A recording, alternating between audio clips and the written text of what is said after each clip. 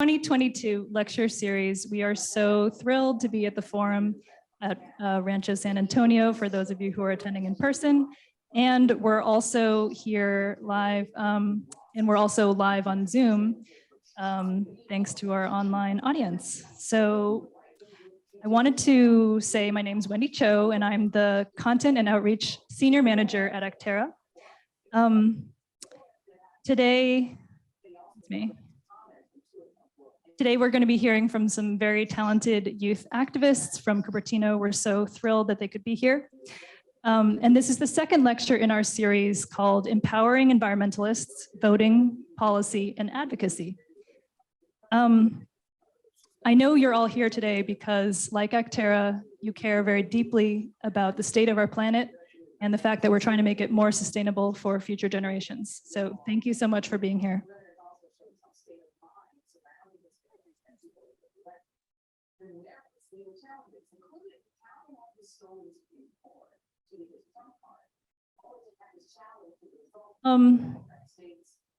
Michelle, our wonderful Zoom master, can you please make sure that everyone on Zoom is muted? Thank you so much. Awesome. All right, so here's our plan for what we're going to be doing this hour. I'm going to do a quick intro to Acterra if you're new to it. We'll have a little brief overview of our education program, Youth Be the Change, since our event today is very youth focused. I'll run through some upcoming events that Acterra is hosting. We'll have an intro to the forum at Rancho San Antonio, our host. We will have an overview of our ASAP program, which is Acterra's Student Ambassador Program. And we will have our main presentation from the Cupertino Youth Climate Action Team students. And finally, we will open it up to all of you for your audience questions and an open discussion.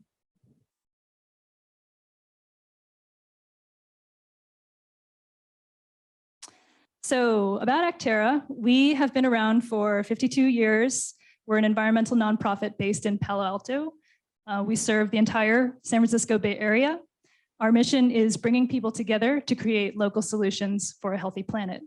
We really believe in building community and facing our climate challenge with optimism and positivity and the strength of being together.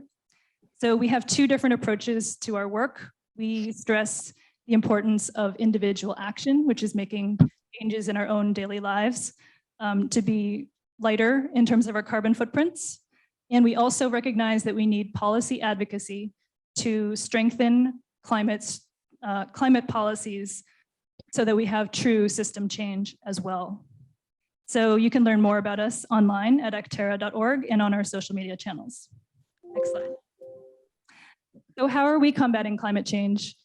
In our organization, we have four main programmatic pillars, and they are beneficial electrification, which is our goal is to speed up the transition from fossil fuel devices to all electric clean energy devices for both our homes and our transportation.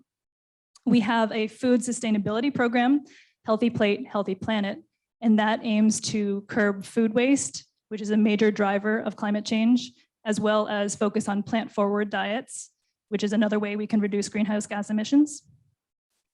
We have the pillar that we're focusing on today, which is education and youth and advocacy. And we also have our workplace sustainability pillar. And a lot of our staff are hovering in the back of the room. So we have our executive director, Lauren Weston, over here. We have Norman Law, our director of development. We have Lily de la Espriella, who is here. Patty Christopherson, who is here. They're all responsible for various parts of these programs. So you can always ask them questions at the end if you have questions about Acterra. Next slide. So for our education pillar, we have three parts. We have the Youth Be the Change program. We have the public lecture series, which you're all participating in today. And we have Acterra's Student Ambassadors program. So I'd like to take a moment to call Lily up, and she can tell us a little bit more about Youth Be the Change, which is our middle school curriculum for climate change education.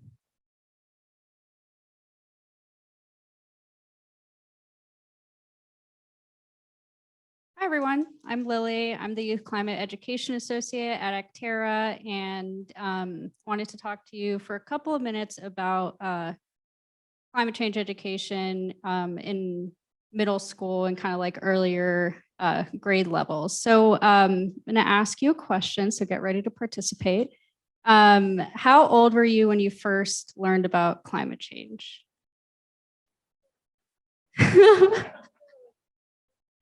Okay, yes. 25, yeah.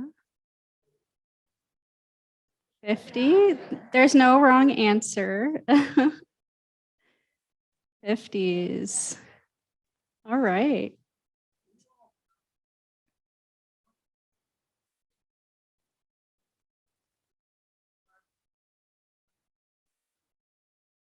Okay. Awesome. Thank you. So I learned about it when I was 18.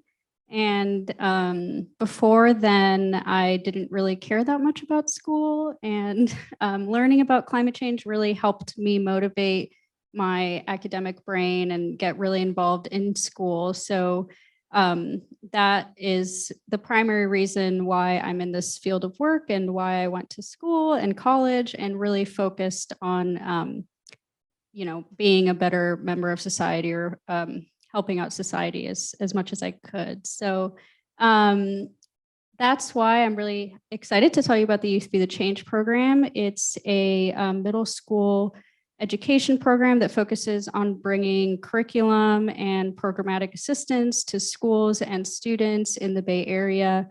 We focus on climate change science concepts, on solutions, and helping them kind of like find their own way in the ways that they can help by giving them that background knowledge so that when they hear stuff in the media or at home, they feel more prepared to either process that information or engage in discourse as they feel as they can. So it's been really fun. We've been doing a lot of classes and also doing teacher training. So helping teachers figure out like, how do I want to implement this in my class? How do I want to talk about it without, like being overwhelming for the students? And also, how do you talk about it in non-science classes like art and English? So we've been doing a lot of really great stuff. And I will pass it back to Wendy. Thank you, everyone. Thank you so much, Lily. So to tell you a little bit more about our upcoming events, we have a number of interesting offerings. We have a Sustainability 101 class if you sign up through the Palo Alto Adult School. We have a plant-based cooking class. I think mac and cheese, which is vegan, is on the menu on the 19th. And on the 20th, we have an induction cooking class. We do these monthly. So this month's recipe is pumpkin ravioli. It sounds delicious and very seasonal. You can find all of these events on acterra.org/events. On October 27th, we have a really exciting EV workshop, which is going to be online, called Goodbye Gas, Hello EVs. And we have a food waste film documentary screening, partial screening, with San Jose State University, and they're going to have a really cool kind of reclaimed food served by the cafeteria for this event. So it's a great time to put the spotlight on food waste. Next slide. So for our upcoming lectures to complete this series, we have on November 16th, Supervisor Joe Smidian from Santa Clara County will share 13 tips for successful advocacy at the Foster in Palo Alto and also on Zoom, so a hybrid event. And then on December 7th, we're looking forward to a workplace sustainability panel co-hosted by Acterra's Green Team Network. You can find out more information about these events on acterra.org/lectures, and we're going to have the registrations for those available very soon. You can also sign up for updates on acterra.org/subscribe to get the latest and greatest on our events. Here's an exciting thing that you can do very easily if you have a smartphone. It's the Climate Action Now app. And since we're talking about advocacy today, I thought I'd mention this since you might be interested. You can use your mobile phone to sign petitions, contact your legislators, and make pledges. You can join by scanning this QR code or also going to the website acterra.org/takeaction. Next slide. And we have a program called Power Saver Rewards, where you can earn rewards when you conserve energy during a flex alert, which is typically from 4 to 9 p.m. And you can sign up for free at powersaverrewards.org. Some ways that you can conserve energy include avoiding using dishwashers or washing machines, delaying your EV charging during those critical hours of 4 to 9 p.m. to put less pressure on the grid. So you can find out more about that on that website. Now, this programming wouldn't be possible without our series underwriters, so we want to express our great appreciation to Mary and Clinton Gilliland, and also Armand and Eliane Nukermans, and they're probably known to you because they're residents at the forum, so thank you to all of the underwriters.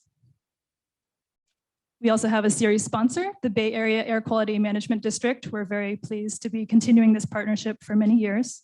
And we have other partners to thank as well. So the forum at Rancho San Antonio has been really helpful with their tech and their crew. Thank you to Lita and Bien and everyone at the forum and Barbara. And we also have the Foster in Palo Alto, who will be hosting our next lecture, and the Green Team Network, who will be co-hosting our December lecture. Next slide. If you appreciate the programming that Acterra provides through its lecture series, please visit our donation page at acterra.org/donate now. We really appreciate your support and know that many of you in the audience are already donors and supporters of Acterra, so thank you very much. So a little bit of logistics. If you do have questions, please use one of the two methods listed here to express them. You can either in person write them down on the index cards that we provided for you, and we'll come around and collect them. Or if you're on Zoom, just drop those questions into the chat and we'll communicate those to the moderator. Thanks. So now is the time when we're going to hear from Eliane Nukermans. We are so grateful that she was able to provide some remarks for us. They're pre-recorded because she was not able to be with us today, but we are really just so thrilled that we've had this partnership with the forum for the lecture series, and now this is our our fourth lecture with the forum. So let's hear from Eliane. Hello and welcome to the forum. I'm Eliane Nukermans, and together with my husband Armin, we are members of the forum and longtime supporters of Acterra. 6 youth panelists are here with us in person and are being live streamed to an online audience as part of the Acterra speaker series. The forum is a senior community in the foothills of Cupertino, with the Rancho San Antonio Preserve in its backyard. We have over 400 independent living residents who enjoy an active lifestyle and also have the security of guaranteed access to additional services if need be. Our mission statement is to be a community that embraces friendship, sustainability, health, and purpose. And our culture really embraces lifestyle choices that hopefully will help us protect the planet a little bit. We are proud of the 6 local high school students who are stepping up to take leadership positions in the battle against climate change. And I must say, as a retired high school teacher, I know so well the impact that their enthusiasm and their leadership will have on their group, but also on the seniors and adults. And let's face it, we all need to work on this together.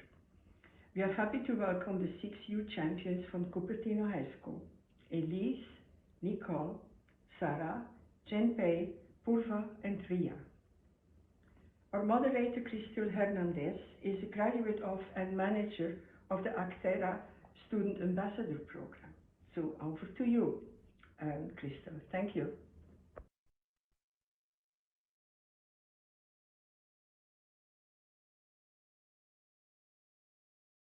Hello, everyone. Hello.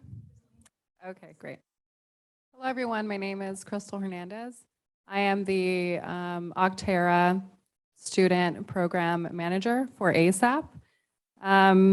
What is ASAP? It is It stands for Acterra Student Ambassador Program, and it is a coalition of high school and college age students who wish to make a difference in their communities through supporting local policy. What we do is we make public comments for crucial environmental policy at virtual town hall meetings. It's a low time commitment, but it's a great volunteer opportunity to help make a difference.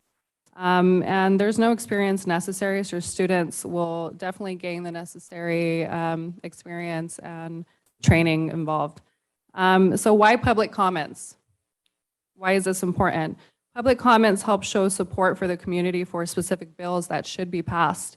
It helps add pressure to policy when a large mass of people support the policy at hand and adds a personal touch. Our voices are so powerful, and we see that our students are working really hard to better our climate, and it's just really important to hear our youth out as well. What are we doing currently? We're working on guiding students in various public comment opportunities to be a part of and show their support for their communities. So recently, we supported a California statewide bill, SB 1482, and it demanded access to EV charging for multifamily housing. And although it got vetoed by Governor Newsom, we were able to support the bill as it passed through the Transportation Committee all the way through the Senate floor. But now we're setting our eyes ahead to building electrification reach codes to be enacted as soon as possible and to abide by or surpass the California Reach Code update coming January 2023. So this past Tuesday, for example, we sat on a council meeting for the city of San Bruno. We are now setting our eyes to reach codes for Palo Alto and San Mateo, happening Monday, October 17th. So if you're interested in commenting and supporting, just please reach out to us and we'll definitely make it happen. And we also participate in events for Acterra and affiliate organizations. We do a lot of tabling, outreach in our local communities, mainly San Mateo County, Santa Clara counties. And overall, we're continuing to grow our student base.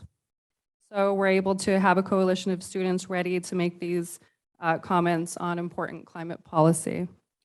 And so when you are a part of the program, we send out weekly email updates, individual outreach for action alerts, and we also do text messaging updates as the town hall meetings are happening to kind of guide our students through.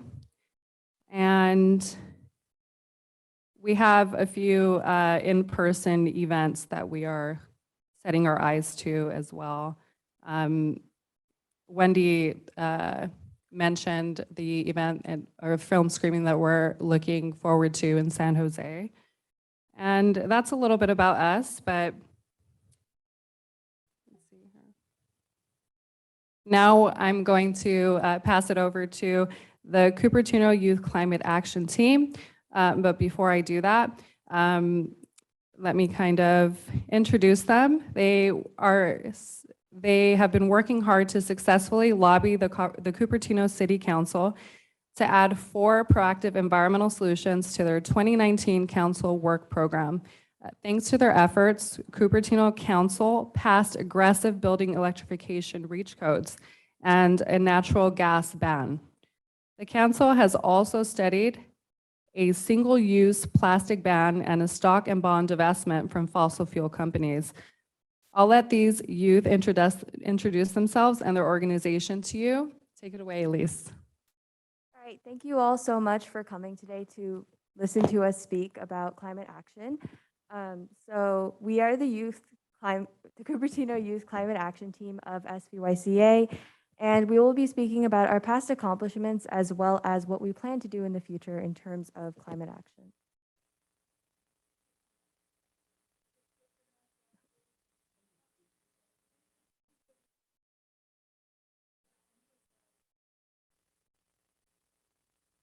Okay, so now we're going to discuss climate urgency and why we care about climate action.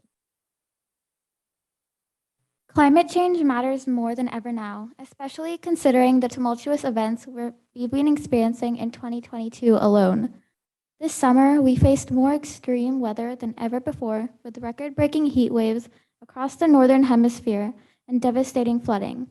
If this wasn't enough, raging wildfires are wrecking our forests, homes, and lungs, and we're causing more species to go extinct than ever before.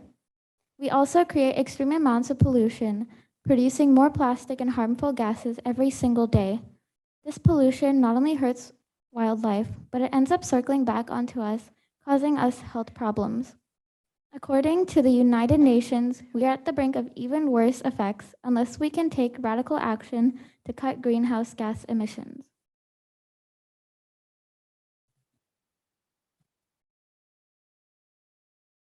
Okay, now we're going to go into an introduction of specifically how we started and why we care about climate action.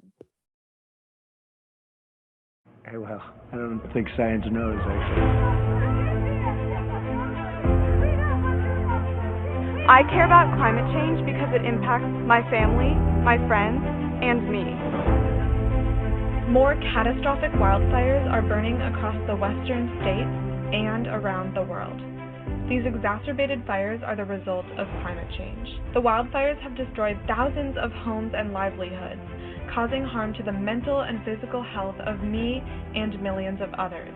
My peers and I have been taking action and helping change laws to combat climate change on a wide scale.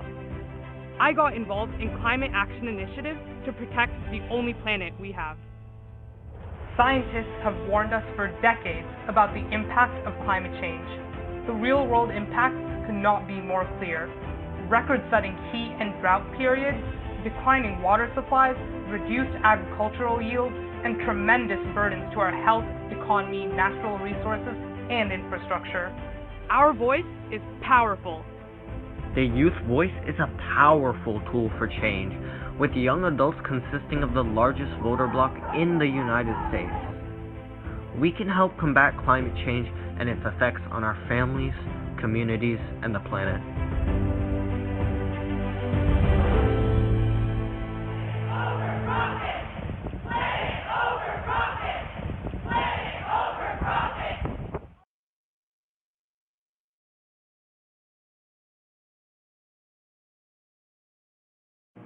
Well.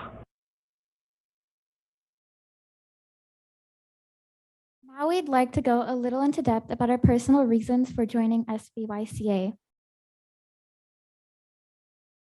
Okay, so to start the team off, I first learned about climate change through my 8th grade curriculum, and I honestly had no idea what it was prior to that. So I felt like the scientific side to it was very limited, and I wanted to learn more about the problem that was starting to pervade our world. And I've always been curious about coastal environments because my favorite vacation place has always been Hawaii, and I've always loved to go to the beach, and I've always seen the pollution that has kind of invaded those areas. So I wanted to learn how I could help fix that in my own community as well as in the climate change that invades the world. And I joined SBYCA as an organization in my sophomore year, where I learned about climate policy and aspects to climate action other than just the scientific research aspect to it. Hi, my name is Nicole, and I'm currently a senior at Cupertino High School.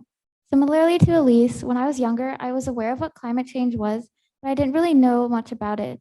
I oftentimes heard the pessimistic view that climate change exists, but there's nothing we can really do about it. It only changed once I took environmental science in last year in school, where I learned about the causes and the solutions to the problems we're facing. Since then, I've been involved with a lot of climate forward work. For example, I've taken college courses, I've done research programs, environmental volunteering, and recently through SBYCA, I've also started doing advocacy work.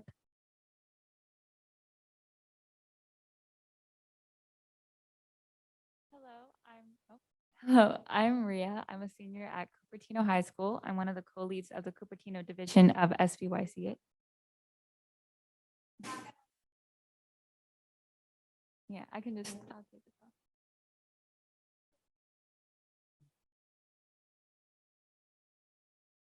Apologies. Hi, I'm Maria. I'm a senior at Cupertino High School. I'm one of the co-leads of the Cupertino division of SBYCA. And one of the reasons why I wanted to join SBYCA last year was not because I was super knowledgeable about it, was because I was super confused about a lot of aspects of climate change. What were the effects of it? What were the causes of it? And how do we go about fixing it?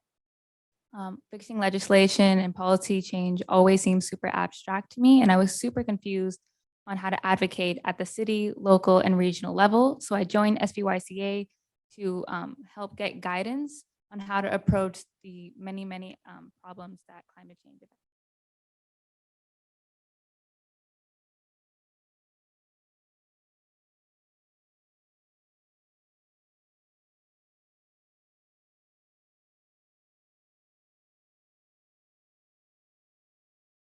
Hello, my name is Xinpei, and I'm a junior currently attending Cupertino High School.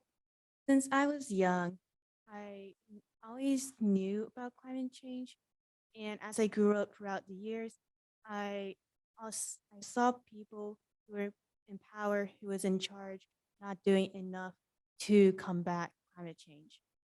Every year, it seems like floods are getting worse, fires are getting bigger, and all throughout that time, I wanted to do something, but I didn't know how. So now, when I joined SBYCA, it was because I finally felt like I got the opportunity to advocate and fight against climate change.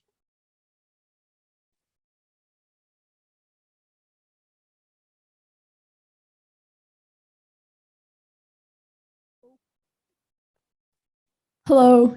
Oh, okay. Good, we're here. Hi, I'm Purva, and my journey to SBYCA started with me kind of being an accidental environmentalist, you might say. I was raised in a climate conscious household, so I'm a vegetarian. I eat mostly plant-based food. I walk and bike everywhere, as does the rest of my family. And my actual entire extended family, we all believe in producing as little waste as possible. And I've also done some advocacy and community work in the past. I spoke at City Hall like 2 or 3 times in favor of the Ragnark Creek Trail, which is a bike trail project that would help increase green transport. And I've also volunteered at multiple city events, most recently the Fall 2022 Cupertino Bike Fest. I joined SBYCA to amplify my personal impact on the climate crisis and to connect with others in my community who share the same vision. Hi, everyone. My name is Sarah. I am a junior at Monta Vista, and I am also a co-lead of the Cupertino team of Silicon Valley Youth Climate Action. I think for me, my main reason for joining this team was I wanted to get more involved in climate advocacy. I really wanted to just find a community where I could talk to people who had similar interests, who were as passionate about climate change as I was. Next slide. Cool. So now we're going to go into a little bit of background of how Silicon Valley Youth Climate Action started, where we began, stuff like that. Next slide. Cool. So Silicon Valley Youth Climate Action was founded in 2019. We had a youth climate summit that brought together more than 200 youth and environmental activists. And now in just 3 years, we have over 50 youth leaders and hundreds of members across 8 city action teams, including Cupertino, Sunnyvale, Los Altos, Fremont, Santa Clara, I think Morgan Hill, and many more. We also have 3 advocacy teams, including transit, state policy, and county. And we also have a marketing team, a tech team, and 5 initiative teams. Next slide. Cool. So this is a list of partners and collaborators we've worked with. I think just recently, we actually had Senator Dave Cortese give out certificates of recognition to a few of our members. And during our Youth Climate Summit, which was, I think, a month ago, we had both Senator Dave Cortese and Senator Josh Becker join us. So we are definitely really involved in the community, and we consistently work with a lot of city officials to work on climate action plans and other climate policies. All right, so as for our recent impacts, we have in the past helped draft sustainability plans throughout our advocacy teams. One of them was one of the most progressive in the US, since in California, we face a lot of drought and many of the problems such as wildfires. And we helped strive towards investing $118 million towards sustainable transportation initiatives in the future. And most of our advocacy is for climate policy at the state legislation level, which is what Sarah talks about in the state county advocacy. And within our city teams, we also go for aggressive climate action plans through advocacy at our city councils.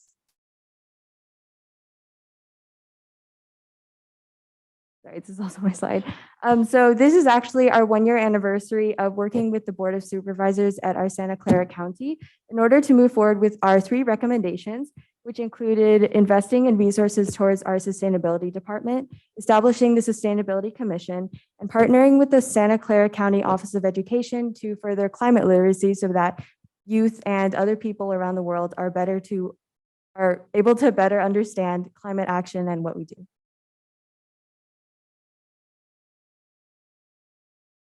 As for some recent events that we've done, the speaker series that we hosted included an array of speakers, including CEOs, policy advocates, elected officials, and many, many more people who had a whole array of experience, talent, and skill. We also hosted candidate forums. This forum allowed candidates to speak about their plans, experience, and future ideas when it comes to combating climate change, and allowed residents of the city of Cupertino to ask questions about their future plans. We also hosted many workshops for students of all ages to come and participate in and get to know other people that are also youth advocates. We made videos highlighting information on the importance of voting, how to properly research climate advocacy skills and future plans that candidates propose. And also we've done things like the Earth Day event, where we hosted an event at the national level and garnering a lot of demographics.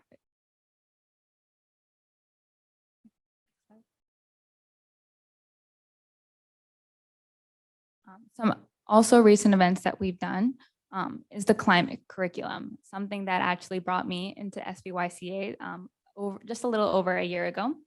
So in the climate curriculum, we made a over 2-hour-long video that hosted extensive research on a whole array of things. It reached 4 high schools and reached over 8,000 high school students, one of those being me. It educated students about the causes, effects, and solutions to combating climate change. It also included how one could help through personal actions, through advocacy, or through ways that you can improve your own household daily actions. This also included options for sustainable careers, so how one could make their desired field of interest or their career, making that sustainable, or looking for green jobs. And we also taught students on the importance of youth advocacy. This was one of our biggest projects and something we're super, super proud. This education that we taught through this 2-hour-long video included curriculum that was virtually non-existent in normal day-to-day school curriculum. So it's something that's super unique and taught students a lot about specified areas of interest.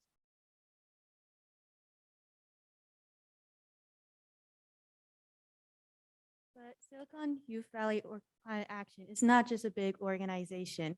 There are multiple teams around the valley under Silicon Youth Climate Action, and we, Cupertino Youth Climate Action Team, is one of them. So let's get in more detail on what our team has faced, will do, and accomplished. So within our own city team, we've actually done quite a bit to help combat climate change at a local level. We successfully advocated for strong reach codes, and we've also worked with the city for Earth and Arbor Day events. We've even had a hand in helping contribute to our city's climate action plan, which I personally think is really cool. For our efforts, we were awarded the 2021 Cupertino Sustainability Champion Crest Award. And some more advocacy that we did more recently included successfully advocating for our city's single-use plastic ordinance.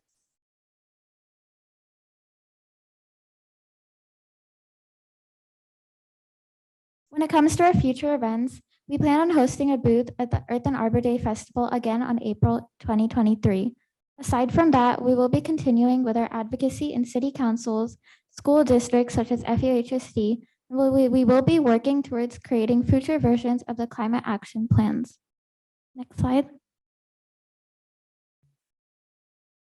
Of course, advocacy doesn't come with its challenges. And there's multiple challenges, one of them being mental barriers. Because speaking in front of people, in front of maybe important people about important issues such as climate change is always, nerve-wracking. And having that confidence and faith in yourself to express that is something really, really powerful to overcome, to face and overcome. Another challenge that we face is meeting with powerful people who don't take climate change or young people seriously, be their self-interest or because we're young. And some of the other challenges is just facing opposition in general in situations such as public comments. But even facing all these challenges, we still managed to accomplish a lot.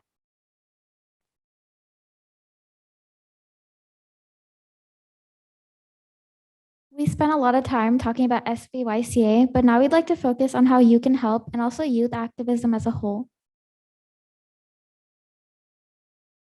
Some ways in which you can help make a change are, first of all, by looking into candidates and their opinions and goals surrounding the environment in order to vote for those who are climate forward. The candidate forums are a great way to learn about these candidates directly. Another option is environmental volunteering, such as doing restoration work at preserves. Personal action is also another great opportunity to make a change. There are tons of habitual choices we make every single day that really contribute to our carbon footprints. By acknowledging these decisions and altering them in order to live a more environmentally friendly life, we can make a huge difference. Some examples include native plant gardens, changing our forms of electricity to solar, for example, and also limiting our water and electricity use.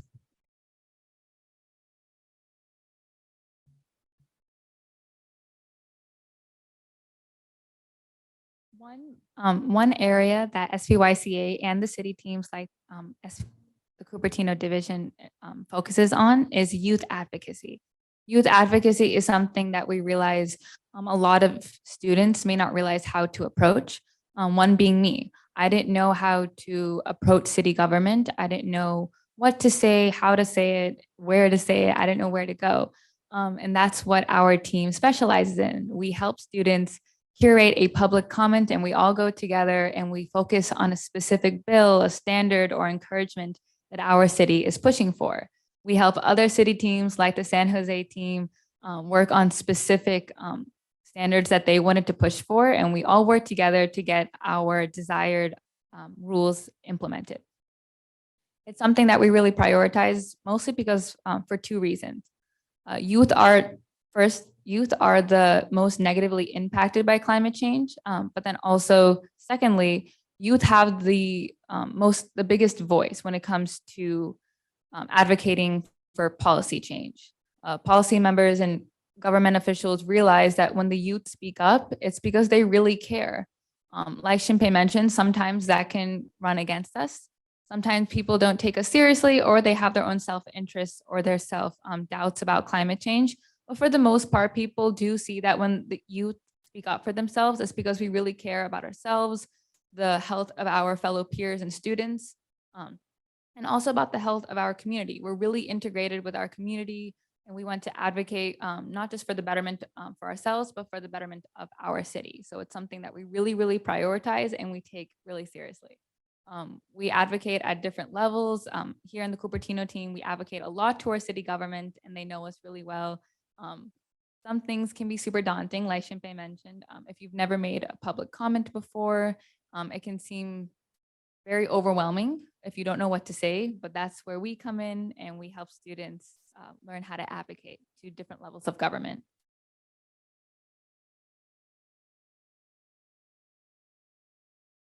So if you or someone you know is interested or you think would be interested in joining SVYCA, please reach out to us at any of the following links we have up here. We've got our Instagram at Cupertino YCAT for the Cupertino Action Team and SV Youth Climate Action, I believe. Yeah, SV Youth Climate Action for all of SVYCA. If you'd like to learn more about us or just kind of read up on what exactly it is we do, we have a website at svyouthclimateaction.org. And if you have further questions or person-specific questions possibly, then feel free to contact us at our email at svyouthclimate@gmail.com. Although we're a youth organization, climate action is not only limited to youth or to those with experience, because as cheesy as this may sound, combating climate change takes the effort of all of us. And if we work together to do our part, we can make a great impact. Thank you for listening to our presentation today, and we hope you enjoyed your time here. Great job, you guys. And so now we're going into our questions segment. And so I have a few here from the audience for you guys. So speakers, if you could please let us know your name as you answer the question. Could you explain what reach codes are? So reach codes are basically like a code that buildings have for how much energy they can use. So strong reach codes would be past like the minimum of your own city. So that would be like using less energy or being more energy efficient. Next question. Who can come to your speaker series events? The public or just students? If open to the public, how do we find out about them? So yeah, these are open completely to the public. We just want to educate people and provide more like high-level speakers so that people better understand climate change and also how climate action or advocacy might work. So if you like follow our Instagram for updates, if you have Instagram, or if you sign up for our emailing list through our Instagram, then you can receive updates on how those work. And we also do outreach, so you'll probably see them on Facebook or other platforms like that. Can you tell us more about the sustainability plan that you mentioned? So the sustainability plan is a plan by the city that lays out how the city is going to become more sustainable, over years, what's the current state of the city now, and how, in which path is the best way forward to make the city as sustainable as possible. And so more specifically, that would be, I think we mentioned the CAP. So that was the city's initial climate action plan. That's what CAP stands for.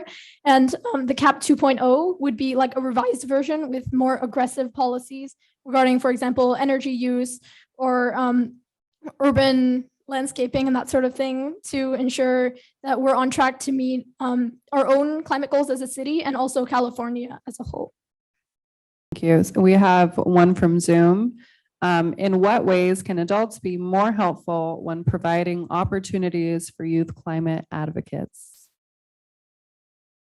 So by opportunities for youth climate advocates, I think one of the most important things that adults can do is to spread the word and to just inform youth about this issue, because like a lot of our speakers here today mentioned, not everyone actually knows how big of an issue this is and how pressing it is, even though they're the generation that is going to impact the most.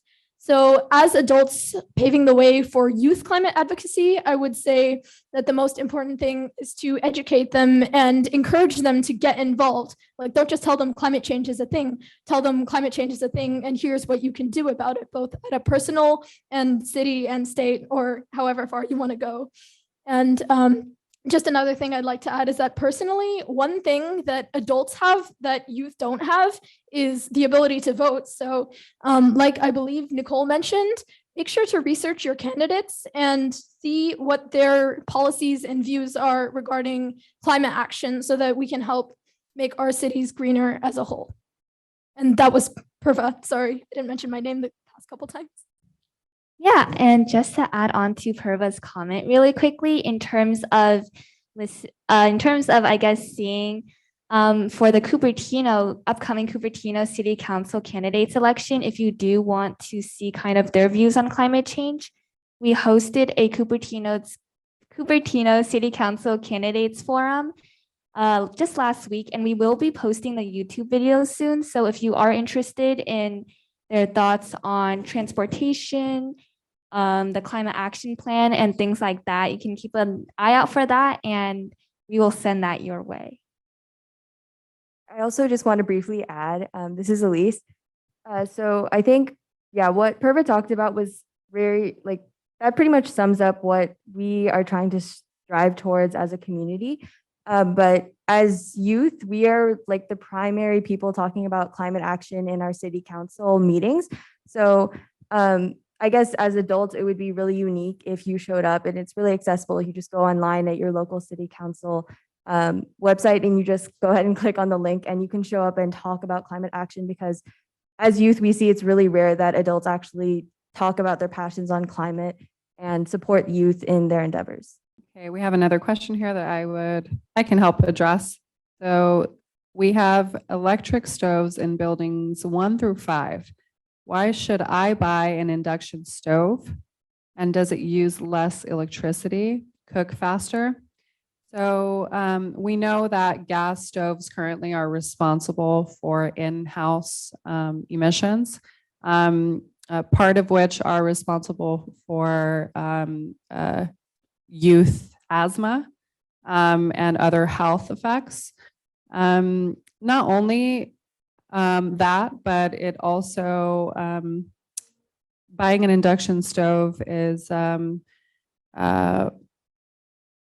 I would say, more reliable in the long run, as California and our counties are looking to electrify in the future.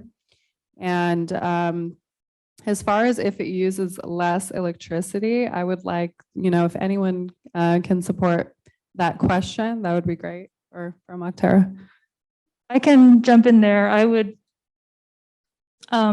like to point out that if you compare a traditional electric stove, which is the more old-fashioned resistive kind, it is definitely less efficient than a more modern induction style stove. So induction actually uses a different technology. It's magnetic. And that means that there's just direct transfer of energy into the pan, which results in less wasted energy. So usually when you're cooking on an electric stove that has a coil or something that glows, you're losing a lot of that energy out into the air, and it's actually creating more heat. So one of the nice things about induction is yes, it uses less energy because it's more energy efficient. And like Crystal said, it does not create all the harmful methane emissions from combustion. It does actually heat up really fast. If you haven't tried an induction cooktop, you should, because it's really fun. So a question from Zoom: how can I bring up sustainability issues? How can I bring up sustainability issues to my parents, especially if they don't understand the impact of climate change? I am in a very old-fashioned household. So one of the biggest things I can say about bringing up climate change to other people, even old-fashioned people, as you mentioned, would be to focus on the facts and really try to bring out what we know for a fact that climate change is doing to us. So there's a lot of adverse effects you can talk about. For example, what does global warming mean? It means the Earth is getting warmer, yes? So what that results in is our ecosystems, their temperatures are going up, and not all creatures can survive in temperatures like that. So actually, we've reached the point where we're warming ecosystems out of the habitable range for animals. So species are going extinct because of this. It's kind of a big deal. And another thing that we know that I believe Crystal mentioned earlier was that all of these greenhouse gases and things that we're burning for energy create a lot of obviously emissions, which is bad for the climate, but it's also bad for us. And especially in areas where it's really concentrated, you can like visibly see, like, for example, you can see smog in the air, you can feel it. People are getting sick. Their lungs are less healthy than they used to be. And that is all because of climate change. So I think really bringing out the impacts would be a really great way to start talking about what you can do. I would just like to add on, I've been in a household where we, not just for climate change, but for a lot of things we have disagreements about. And one thing that really made the conversation effective is to, see each other's point of view. No one likes someone who's trying to prove a point by arguing and being mean and rude to them. So yeah, like Purva said, sticking to the facts, saying, hey, this is what happened. This is not my opinion on it. This is not your opinion on it. This isn't my interpretation of what's happening. This is simply a fact.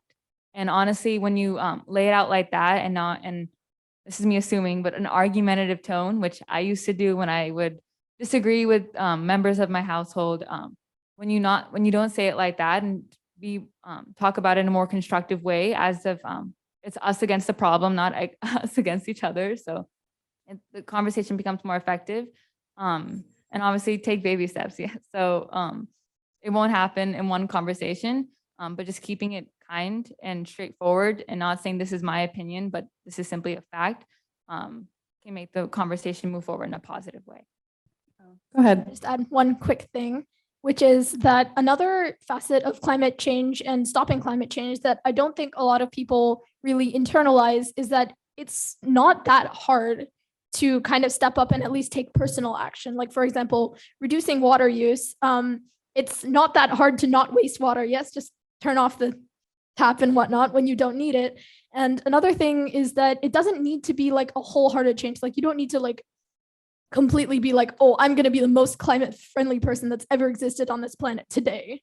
Like, it starts with taking small steps. Like, for example, if you know you're going nearby, then you can walk or bike there, or even just take some form of public transport instead of using a gas car. Or if you have an electric car, then more power to you, and in more ways than one.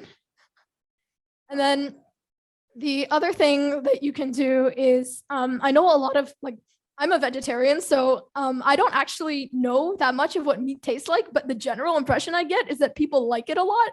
But the other thing to consider is that it generates a lot of emissions from the livestock that are raised to produce it, cows in particular.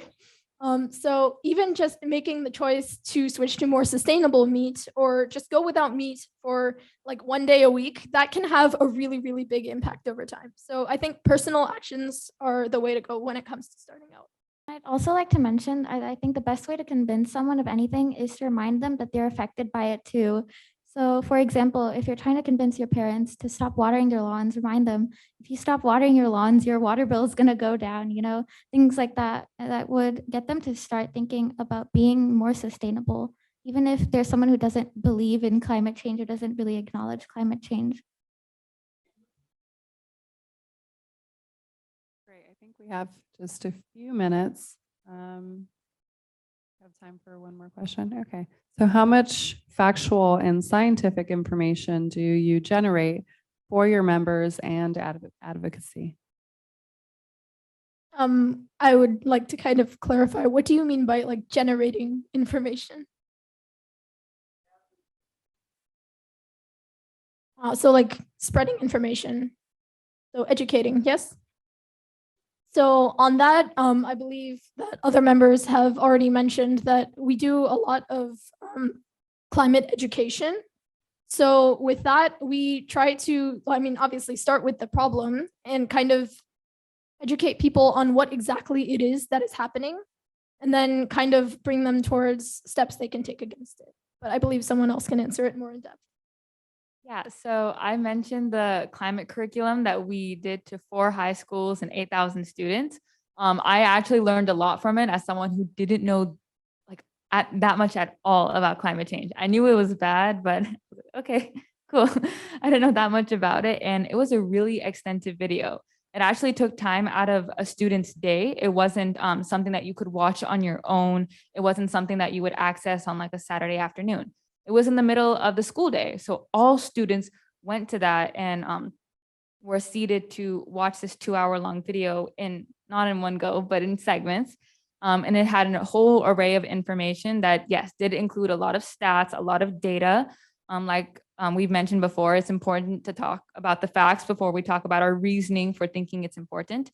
So yeah, we had a lot of stats in that video, along with a lot of things about the causes, effects, and solutions. We stuck to that structure in that video, and it made so much of the complex information clear and concise, though it was 2 hours long. So maybe not concise, but it was clear. I would also like to add that we do have on our Instagram, we do share informative posts. We encourage members in our own Instagram team to research and put together slides so we can educate people online more about climate change and its effects and what we can do about it. I think that's all we have time for today. Thank you so much to the Cupertino Youth Action Team for coming out and speaking to us, and to the members of the Rancho, I believe it's Rancho San Antonio Forum. We really appreciate your attendance as well.